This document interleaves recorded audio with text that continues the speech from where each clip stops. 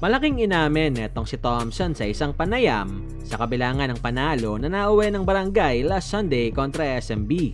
Yan na matapos mong i-like ang video na ito, mag-subscribe sa ating channel at pakidamay na rin ang ating opisyal na Facebook page.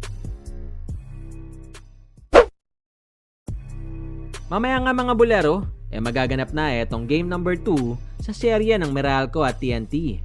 Kung saan dito, magkakaroon ng chance ang Bolts na itabla sa all-1 ang series.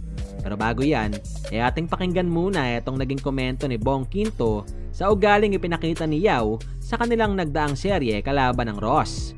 For me, yan yung mga kinukwento sa amin ni Raymond. So, ngayon, meron na akong kwentong coaching. So, syempre, sa part na yun, basketball to eh. So, kailangan yung focus mo. Kahit ano pang mga sabihin sa'yo, ano mang marinig mo, use it as a fuel. So, yun yung ginawa ko ngayon. Kinausap ako nila Boss Paulo about doon. Pero for me, hindi naman siya big deal actually. Siguro nagkataon lang na merong videos na lumalabas. Pero for me, knowing coaching, talagang pag sanay na kami as a player, sanay na kami sa mga ganong sitwasyon. Samantala sa kabilang banda, mamaya nga rin mga bulero, magsisimula na itong game number 2 sa pagitan naman ng Barangay at SMB. Pero bago nga maganap yan, ating pakinggan muna itong naging komento ni Scotty matapos siyang matanong regarding sa naging performance ng San Miguel on that game. Well, we know San Miguel, no?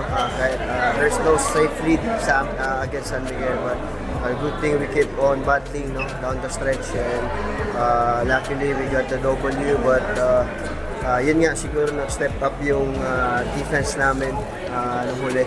Kahit nabigyan namin si Junmar, of course Junmar, we can stop Junmar, he still got his numbers, but for us siguro, sana malimit pa namin siya next year.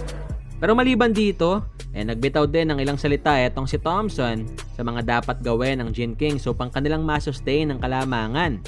For us, siguro mag-focus kami every game, one game at a time lang, no? No past, no future. Gaya nung ginagawa namin ng quarterfinals, mag-focus na kami sa that game. So, sa game 2, doon lang kami mag-focus, sana makuha namin. Pero sa kabilangan ng panalo na nauwi nila last Sunday, may malaking inamin itong si Scotty matapos siyang matanong regarding sa depensang ipinakita nila kay Abay.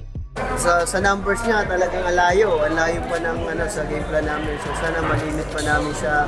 Kung i-grade namin, siguro hindi ko alam, sobrang baba. But credit sa the whole team, the whole coaching staff sa adjustment.